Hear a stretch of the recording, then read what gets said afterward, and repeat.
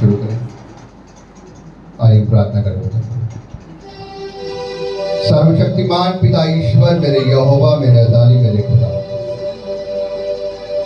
पिता हम अपने आप को, अपने जीवन को तेरे चरणों में लेकर आते हैं और स्वर्गीय बाप हम तुझसे प्रार्थना करते हैं आज के वचन के लिए मेरे खुदा, कि पवित्र आत्मा जी आज तू अपने जो भेद की बातें हमसे बोलना चाहता है मेरे खुदा, पवित्र आत्मा जी तो हमसे बात कर मेरे खुदा, और हमारे जीवनों में अपने पवित्र वचनों को, अपने मन को प्रभु तू खो दे, क्योंकि हम विश्वास करते हैं कि ये बाइबल प्रभु तेरा मन है मेरे खुदा, और जब हम इस वचनों को पढ़ते हैं और इसको समझते हैं प्रभु, हम तेरे मन को समझते हैं।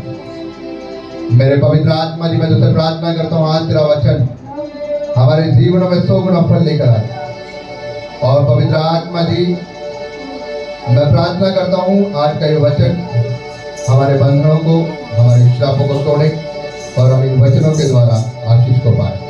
हम ये सब जन प्रार्थना करते हैं यीशु मसीह नाम के नाम से। सब जन बोलेगा आमीन। Hallelujah, thank you Jesus.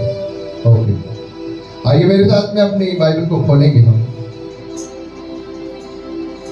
मेरे साथ अपनी बाइबल को खोलेंगे रोमियो की पुस्तक,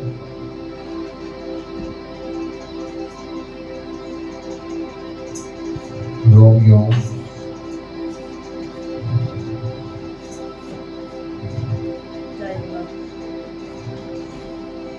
के नाम संत पौलुस की पत्री, उसका 2 अध्याय और उसकी 12 और 13 आयत को कोई ऊंची आवाज से, बुलंद आवाज से पढ़ दी। आराम से बैठो, मिठाई करूंगा आपकी।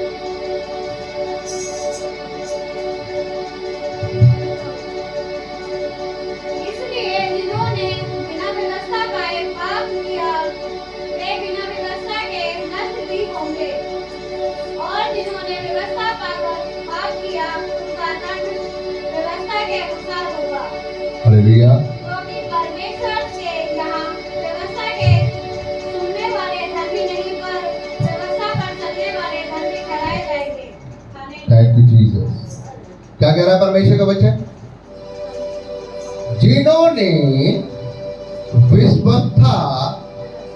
जिन्होंने परमेश्वर के वचन को पाकर पाप किया है उनका न्याय कैसे होगा? व्यवस्था के द्वारा। और जिन्होंने व्यवस्था के बिना अपने जीवन को चलाकर पाप किया है उनका न्याय कैसे होगा? बिना व्यवस्था के।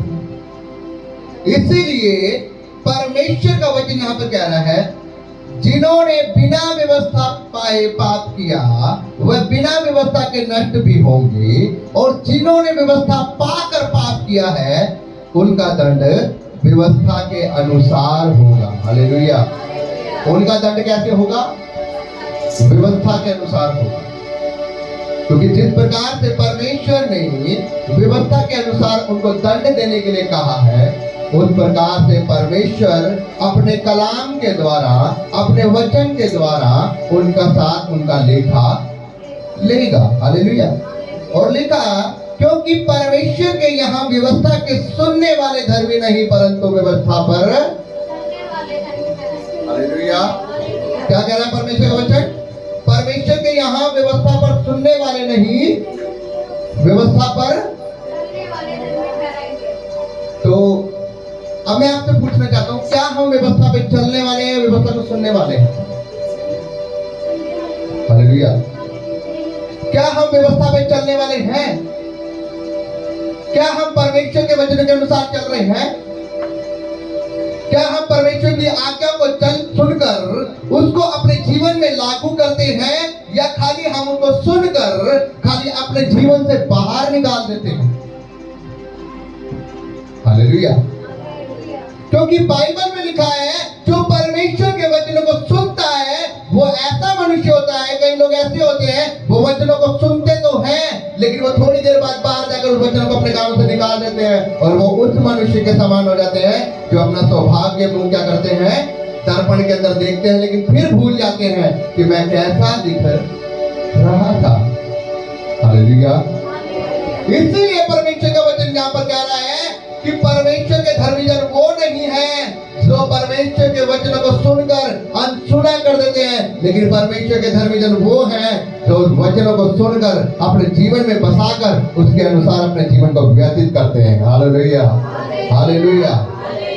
अब हमें देखना ये है, क्या हम उस परमेश्वर के वचन के अनुसार चल रहे हैं, या हम उसे खाली सुनकर अपने कानों से अनसुना कर देते हैं, या फिर हम भवन में आने के बाद तो हम जोर जोर से हालेलुया के नारे लगा रहे हैं, आमीन के नारे लगा रहे हैं, लेकिन भवन से बाहर जाने के वक्त फिर हमारे अंदर वो क्रोध की आत्मा काम करती है, फिर हमारे अंदर वो जेलसी की आत्मा काम करती है, फिर हमारे अंदर वो मूर्ति पूजन की आत्मा काम करती है, फिर हमारे अंदर वो इज़बेल की आत्मा काम करती है, जो तभी लोगों को क्या कर रही है, आज भरमा रही है। हालेलुया। इसीलिए परमेश्वर का वचन कह रहा है कि आज हमें क्या जरूरत है, हमें अपने आप को जांचने की जरूरत है। हालेलुया। इसलिए मेरे भाई बहनों, मैं आपसे पूछ रहा हूं, क्या हम वचन को सुनने वाले हैं, या उस वचन को सुनकर उसको अपने जीवन में लागू करने वाले हैं?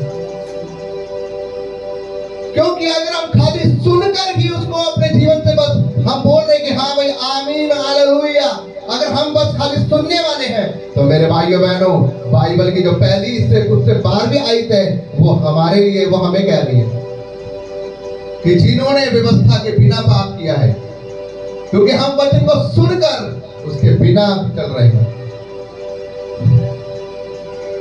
हालेलुया। अगर हम वचन को सुनकर फिर भी अनसुना कर रहे हैं, तो बाइबल कह रहा है कि तेरे लिए ही सब कुछ है। जितनी भी मौतें हैं वो तेरे लिए है, जितने श्राप है वो तेरे लिए है, जितनी दिक्कत है वो तेरे लिए है। क्यों? क्योंकि जो वचनों को सुनकर टेढ़ा होकर चल रहा है, तेरा मन परमेश्वर के साथ सीधा नहीं है। क्योंकि अगर हमारा मन परमेश्वर के साथ सीधा हो तो हम उसके वचनों को सुनकर उसके ऊपर अमल करने वाले हैं। हालेलुया। लेकिन हमारा मन परमेश्वर के वचनों के ऊपर तब सीधा है जब हम उस वचनों को सुनकर उसके अनुसार अपने जीवन को चलाते हैं। हालेलुया। क्योंकि बाइबल में हम पढ़ेंगे, उसी के आगे हम 3 की 11 आयत से पढ़ें।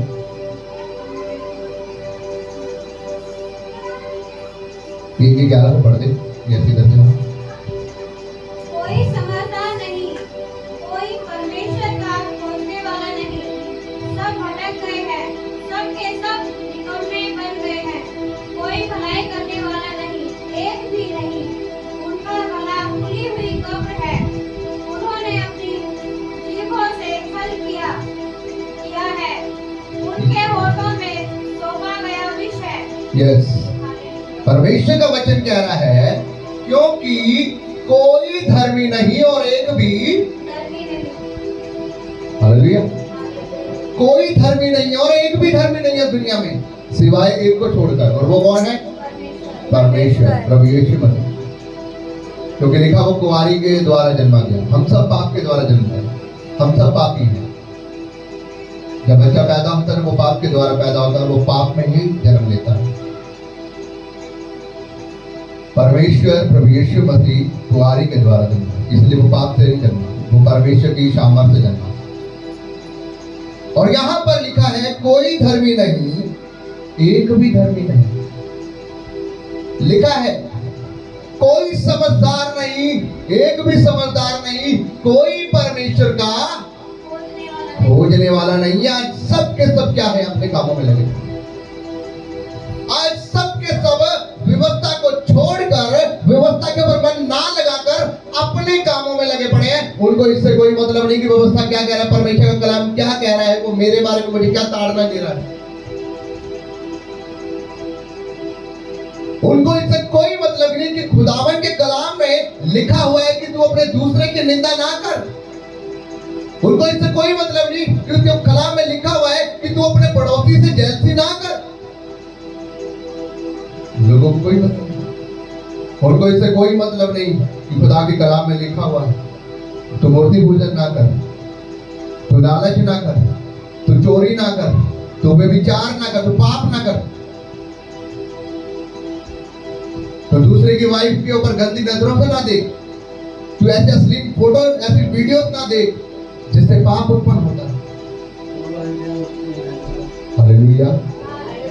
लेकिन क्या कर रहे हैं आज लोग? कैसे अपने जीवन को चला रहे, बच्चे चलाई जा रहे। उनको कोई मतलब नहीं कि परमेश्वर का वचन क्या कहता है, उसकी व्यवस्था उनसे क्या कहती है। उसका व्यवस्था कह रही है कि सब के सब बिना व्यवस्था के चल रहे हैं। आज सुनकर भी अनसुना कर रहे हैं, अपने कानों को बंद कर रखा उनको। और यहाँ पर इस प्रकार से लिखा है कि कोई परमेश्वर का खोजी नहीं, सबके सब भटक गए हैं, सबके सब निकम्मे हो गए हैं, कोई समझदार नहीं, सब भटके हुए हैं। आज किसी को बोल दो भाई साहब आपके जीवन में ये काम नहीं हो रहा, कोई फायदा नहीं, ना जाके वह फलाने बाबा के पास चले जाओ, वहां 10,000 रुपए दोगे, हो जाएगा, काम हो जाएगा। और जाकर वहां पर 10 या 20 भी देंगे, बाबा के पास जाएंगे, काम कुछ नहीं होगा, भटक चुके हैं, सच्चे ईश्वर से भटक चुके हैं। क्यों? क्योंकि मन कभी लगाना नहीं परमेश्वर के पास, परमेश्वर की हुजूरी में जाना नहीं, प्रार्थना करनी नहीं। बस ये है कि पहली बार भवन में जाऊं और मेरा काम, मेरे जीवन में मेरा काम हो जाए। लेकिन मेरे भाइयों बहनों, परमेश्वर किसी का बंधा हुआ नहीं है, परमेश्वर किसी का गुलाम नहीं है कि वो आप भवन में जाओगे और आपके लिए फट जैसे आप ये मांगोगे, ये दे दे, वो दे दे, वो दे देगा। वो आपको उसी हिसाब से देगा जितनी आपकी हैसियत है। वो आपको उसी हिसाब से आपके जीवन में काम करेगा जिस हिसाब से आपकी औकात है।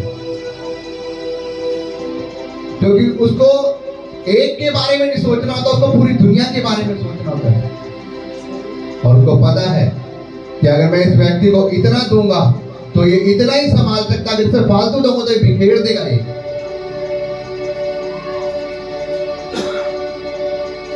जब हमारी हैसियत 500 रुपए की है ना डेली की खर्चने की, तो अगर हमें 1000 दे दिए जाए डेली, तो हम वो 1000 भी वेस्ट कर देंगे। कितने लोग मेरी बात को समझ पा रहे हैं? मैं क्या समझाने की कोशिश कर रहा हूं? अगर हमारे डेली का खर्चा 500 रुपए का है और अगर हमें 1000 दे दिए जाए, तो वो हम 1000 भी उजाड़ देंगे। बेफजूल में वो जो 500 रुपए, वो बेफजूल में 500 रुपए उजाड़े जाएंगे। लेकिन बाइबल क्या बताती है? बाइबल बता रही है कि सब के सब निकम्मे हो चुके हैं, कोई परमेश्वर की ओर मन नहीं लगा रहा, सबके सब भटक चुके हैं। लिखा कोई भलाई करने वाला नहीं, एक भी नहीं, कोई भी भलाई करने वाला नहीं रहा। सबके सब भटक चुके हैं, कोई परमेश्वर के वचन पे मन नहीं लगा रहा, कोई उसकी व्यवस्था पे मन नहीं लगा रहा। किसी को ये नहीं पड़ा कि परमेश्वर की क्या योजना है मेरे जीवन में, वो मुझसे क्या चाहता है, उसने मुझे इस जीवन में क्यों भेजा है, उसने मेरे परिवार को क्यों बनाया है, उसने मुझे क्यों बनाया है, वो मुझसे क्या चाहता है। किसी को इससे कोई मतलब नहीं। आज हर किसी को इससे मतलब है मेरा घर, मेरा बैंक बैलेंस, मेरी प्रॉपर्टी, मेरे बच्चे, मेरा ये, मेरा वो। हालेलुया। मेरे भाइयों बहनों, लेकिन मैं आपको बताना चाहता हूं, इन सब चीजों के बाद भी एक चीज जीवन है। ये इस संसार की चीजें, ये सब इस संसार की चीजें हैं, लेकिन इसके बाद भी एक जीवन है जिसको स्वर्ग का राज्य कहा जाता है। आज अगर किसी से बात करो ना स्वर्ग के बारे में, तो होता है वो क्या चीज है, क्या ऐसी भी कोई जगह है, क्या ऐसा भी होता है? हम तो कह रहे कि यही जिंदगी है, यही खाना है, यही पीना है, यही मर जाना है और यही सब कुछ अपना लेखा दे जाना। लेकिन बाइबल क्या कहती है? जो परमेश्वर, जो खुदावन के अनुसार चलेगा, जो उसके कलाम पर मन लगाएगा, जो अपने जीवन को अच्छे अच्छे वचनों के अनुसार चलाएगा, उद्धार उसी का होना है। स्वर्ग के राज्य में वही जाएगा, वही खुदा के उस जलाली भवन को देखेगा, उस जन्नत को देखने पाएगा। सबके सब नहीं जा सकते वहां। लिखा है कि मेन मुख्य दरबार कौन है? मेन मुख्य द्वार प्रभु यीशु मसीह है, और जिसको स्वर्ग के राज्य में जाना है वो उस द्वार से होकर जाएगा। अन्य अगर उस दरवाजे के द्वारा अगर और किसी रास्ते से अगर कोई जाने की कोशिश करेगा तो वो चोर कहलाया जाएगा। आपको पता है? लेकिन आपको उससे बात बताऊं, और कोई रास्ता है भी नहीं, क्योंकि अगर स्वर्ग के राज्य में जाना है तो दरवाजा यीशु ही है। बाइबल में साफ लिखा है। अगर आपको स्वर्ग के राज्य में जाना है, आपको यीशु के पास आना ही पड़ेगा। Hallelujah, hallelujah. बिना यीशु के कोई स्वर्ग के राज्य में नहीं जा सकता। दरवाजा वही है। और कोई कह दे कि मैं गायों को मैं पालक बहुत खिलाता हूँ, कोई कहते कि मैं तो राशन इतना बंटवाता हूँ, कोई कहते कि मैं तो इतना अनाज बांटता हूँ, लोगों को लंगर इतना करता हूँ। आप उससे उधार नहीं पाने वाले, वो आपके कर्म है।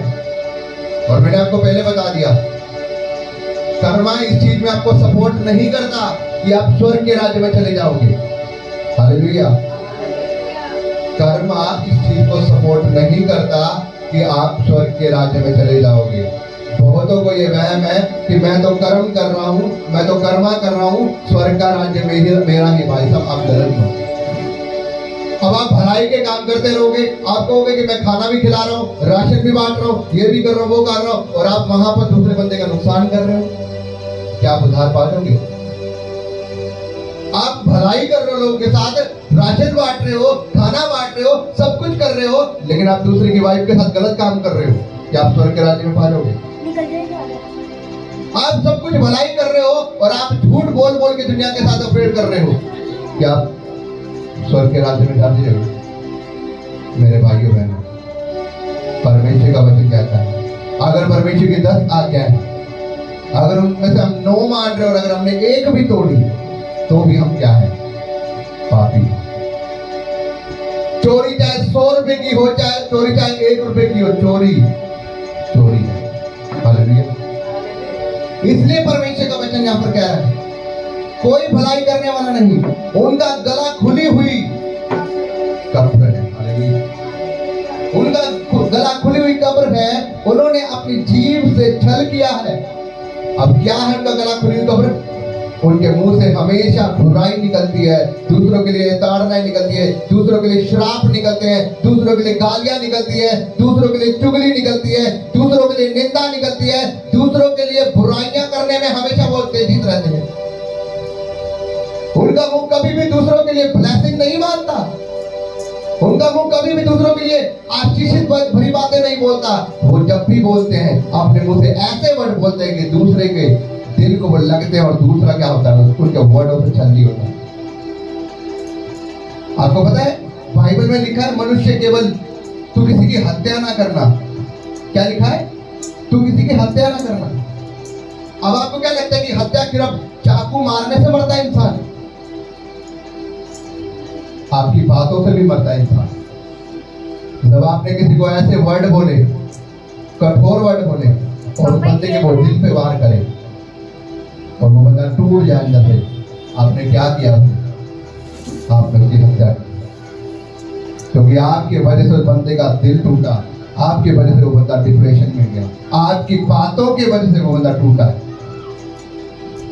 आपको कोई अधिकार नहीं, परमेश्वर ने किसी को अधिकार दिया कि मेरे धर्मी को कुछ करे, मेरे लोगों को कुछ करे। क्या लिखा है? उनके होठों में सांपों सा क्या है? विष है।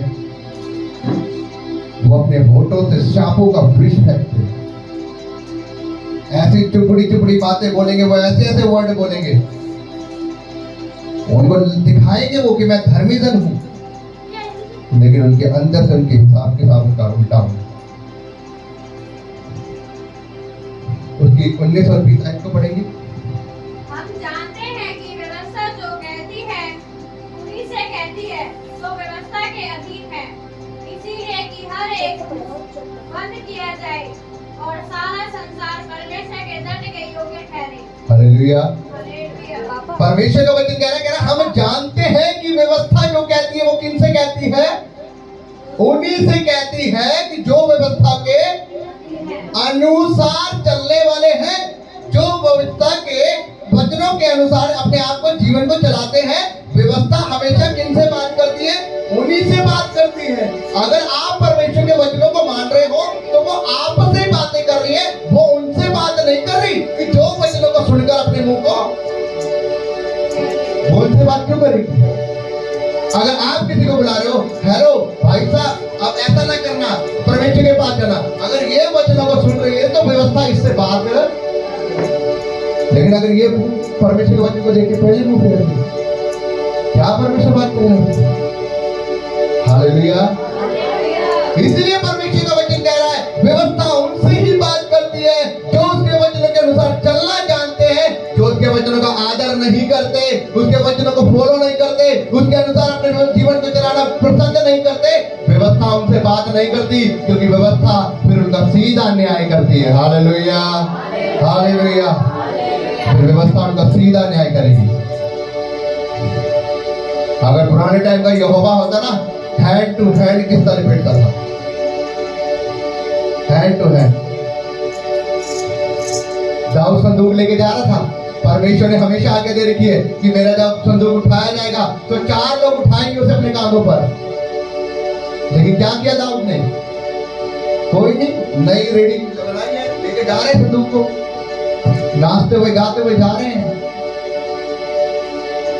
गायों ने ठोकर खाई, दाऊद के एक सैनिक ने संभाला और सीधा का सीधा मरा। दाऊद का दिल टूट गया। अरे ये कैसा परमेश्वर है?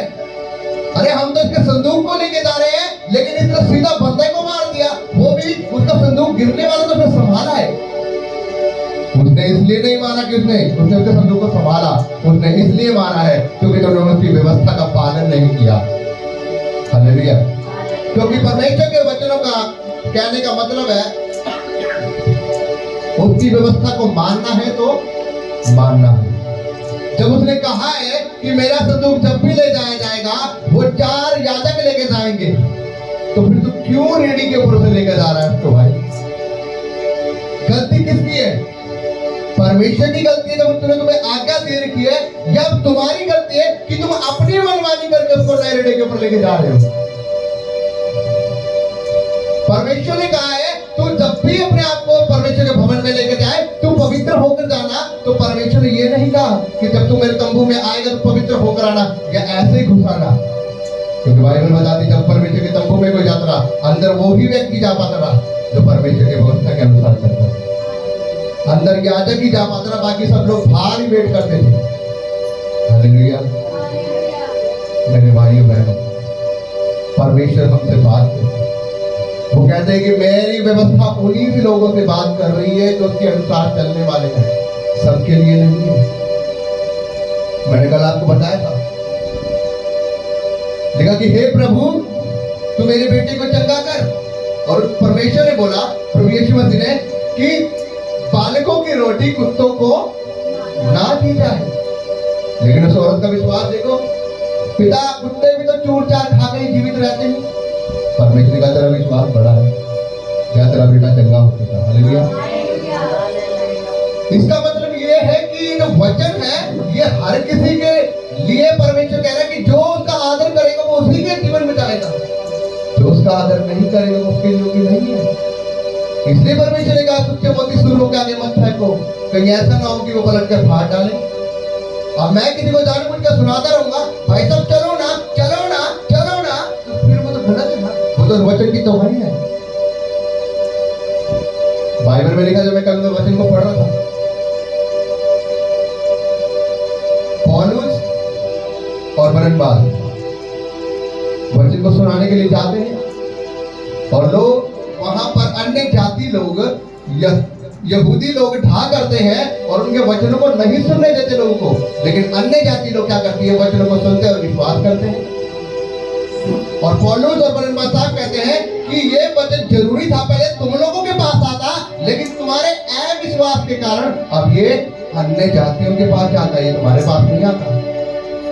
क्या हुआ? व्यवस्था उनके पास गई ना जो उसका आदर कर रहे हैं, वचन उनके पास गया ना जो उसका आदर कर रहे हैं। तो क्या किया उन्होंने? अपने साथ में कुछ लोगों को इकट्ठा किया, उन्होंने कुछ लेडीज को इकट्ठा किया और पौलुस और बरनबास को देश से, उस नगर से निकलवा दिया ताकि ये लोग और नए लोगों को वचन सुनाकर उनको विश्वास में ना ला। लेकिन पौलुस और बरनबास ने भी क्या किया? नगर से बाहर निकल के अपनी जूतियों को झाड़ दिया। हालेलुया। ताकि तुम्हारा लेखा अब परमेश्वर ही देगा। जब तुम्हें परमेश्वर के वचन का आदर नहीं है तो हमें भी नहीं पड़ी कि हम तुम्हें सुनाते रहे, और तुम्हारा लेखा परमेश्वर ही देगा। तो मेरे भाइयों बहनों, परमेश्वर का वचन यहाँ पर ये कह रहे हैं, हम जानते हैं कि व्यवस्था जो कुछ कहती है वह उन्हीं से कहती है जो व्यवस्था के अधीन है। इसलिए हर एक मुंह बंद किया जाए।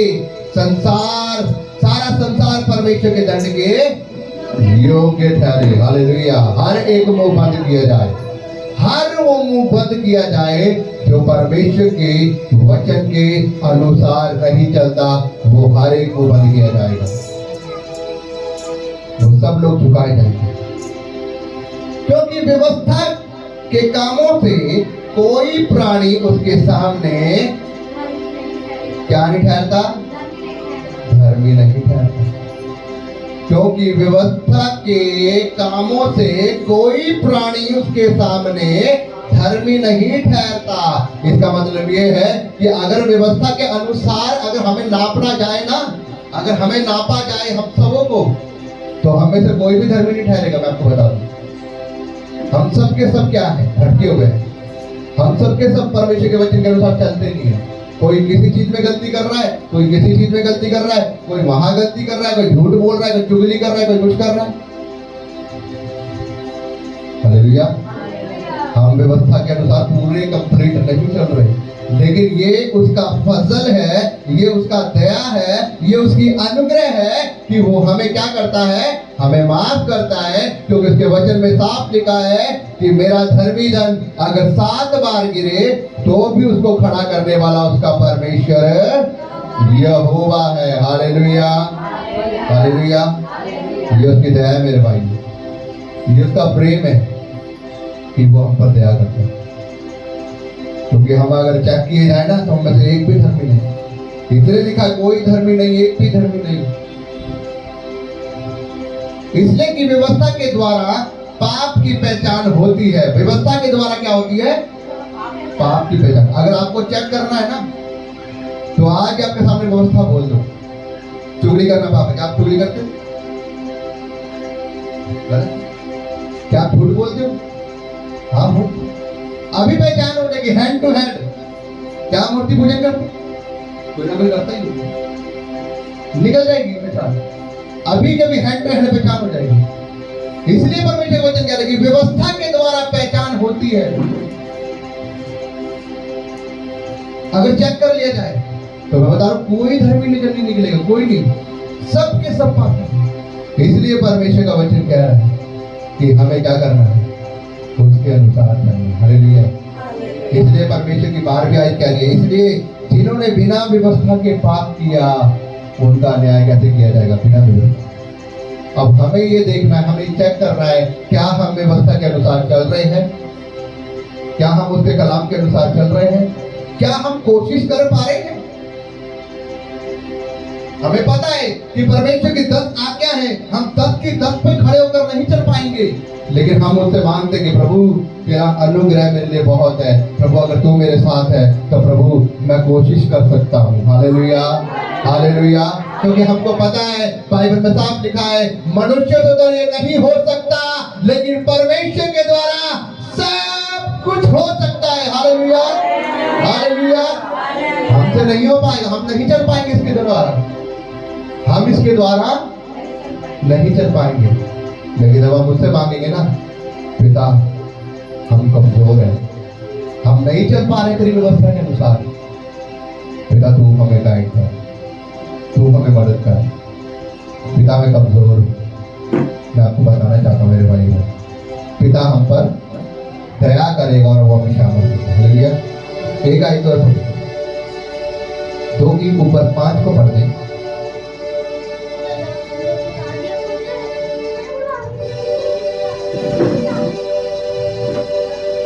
2 की 5 को पढ़ देते हैं।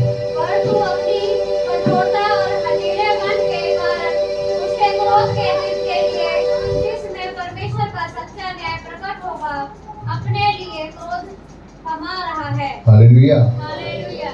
हमें क्या करना है, हमें अपने आप को सुधारना है, हमें अपने आप को वचन के अनुसार चलाना है। क्योंकि बाइबल का कह रही है, बाइबल कह रही है, पर तू अपने कठोरता और हठीले मन के कारण उसके क्रोध के दिन के लिए जिसमें परमेश्वर का सच्चा न्याय प्रकट होगा, अपने लिए क्या कमा रहा है? क्रोध कमा रहा है। इसका मतलब यह है कि हम अपने इस बुरे मन से, हम अपने इस बुरे स्वभाव से हम क्या कर रहे हैं? अपने लिए परमेश्वर का जब वो आने वाला है और वो न्याय करेगा, हम क्या कर रहे हैं? अपने लिए परमेश्वर की नजरों में क्रोध इकट्ठा कर रहे हैं परमेश्वर के लिए। समझ पा रहे मेरी बात? में क्या कह रहा हूं? हमें चाहिए कि हम अपने उस हठीले मन से, हम अपने उस क्रोधित मन से, हम उस अपने कठोर मन को नम्र बनाएं, क्योंकि जब तक हम नम्र नहीं बनेंगे हम परमेश्वर के योग्य नहीं हो पाएंगे मेरे भाई। इसलिए ऐसा ना हो कि जब वो परमेश्वर न्याय करने आए तो हमारे उसके मन में हमारे लिए गुस्सा हो, क्योंकि अगर उसके मन में हमारे लिए गुस्सा होगा तो फिर हम दिक्कत में हैं। इसीलिए हमें अपने कठोर मन को नम्र बनाना है, ताकि उसके मन में हमारे लिए गुस्सा ना हो, उसके मन में हमारे लिए प्रेम हो, दया हो कि नहीं, मेरा ये बेटा मेरे साथ अच्छा चला था, ये गलती तो करता था लेकिन ये बार बार मुझसे माफी मांगता था, ये जब जब गिरा पाप में इसने उसी समय घुटने टेक कर मुझसे माफी मांग ली। अगर जब आपको पता है मैंने गलती करी है, जाओ परमेश्वर के सामने, घुटने टेको, प्रार्थना करो, हालेलुया। अपनी गलती को चेक करो, मान लो उसे। अगर रोड पे किसी से लड़ाई हो गई है, जवाब मत दो उसे, सह लो। बाइबल में कहते लिखा है कि तुम क्यों नहीं सह लेते अपनी बुराई को? तुम क्यों नहीं अपनी गलती को मान लेते हो कि हाँ, अगर तुम्हारी गलती नहीं भी है, ब्रदर मेरी गलती है, मैं मान लेता हूं, कोई नहीं, बात खत्म करो। क्यों हम सफाई दे रहे हैं? क्यों हम लड़ रहे हैं उससे? उसके बराबरी करेंगे उससे। अरे ऐसे कैसे तू मेरे ऊपर चढ़ जाएगा, ऐसे कैसे तुम मुझे मार देगा, ऐसे कैसे कर देगा तुम? पूरे लड़ाई करेंगे, नहीं जीत पाएंगे। उससे जीत जाएंगे, उससे कैसे जीतेंगे? वो जानता है। कब तक हम अपने स्वभावों में ऐसे रहेंगे? परमेश्वर का वचन कह रहा है कहीं ऐसा होना जिस दिन मैं आऊंगा तुम्हारे उस कठोर दिल की वजह से, फिर मेरे दिल के अंदर भी तुम्हारे लिए गुस्सा होगा, और जब मेरे दिल के अंदर तुम्हारे लिए गुस्सा होगा फिर मैं अपना तरफ से न्याय करूंगा, हालेलुया। और जब फिर मैं न्याय करूंगा फिर तुम्हें मेरा न्याय दो, फिर पता ही है फिर, हालेलुया। मैंने तो एक बार ही कहना है, ले जाओ मेरे सामने से, हालेलुया। इसलिए मेरे भाई बहन, आज जरूरत है हमें अपने आप को बदलने की, हमें अपने मन को नीचे करने की, नम्र बनने की, दीन बनने की, शून्य बनने की, हालेलुया। मैं विश्वास करता हूँ आप इस वचन के द्वारा समझ चुके हैं कि परमेश्वर आपसे किस प्रकार का जीवन चाहता है। आपको अपने आप को जांचना है, क्या हम व्यवस्था के अनुसार चल रहे हैं या नहीं चल रहे। अगर हम नहीं चल रहे तो आज हमें अपने आप को परमेश्वर के हाथों में सौंपते हुए उससे प्रार्थना करना है कि प्रभु मुझ पर दया कर और मुझे व्यवस्था के अनुसार चलने वाला मन दे। मैं मांगता हूँ प्रभु यीशु मसीह के नाम से, आमीन, हालेलुया। आइए हम प्रार्थना करें। मैं चाहूँगा आप सभी लोग खड़े हों। हालेलुया, भूरी बाबा बाबा बाबा बाबा, thank you Jesus, thank you Jesus, पवित्र आत्मा।